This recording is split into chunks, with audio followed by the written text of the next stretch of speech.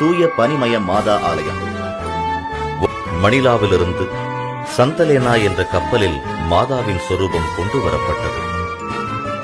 1704ஆம் ஆண்டு ஏப்ரல் மாதம் 4ஆம் தேதி நள்ளிரவில் இம்மாதா சுரூபத்தின் மீது அதன் முன் மண்டியிட்டு ஜெபித்துக் கொண்டிருந்த தவத்திரு விஜிலியூஸ் அடிகள் மீது இடி தாக்கியது.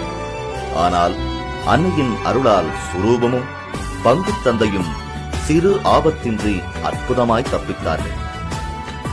தம் பக்தர்களின் முகம் கண்டுவிட்டால் பனியாய் உருகி அருள் புரிந்து காப்பாள் நம் தூய பனிமய மாதா.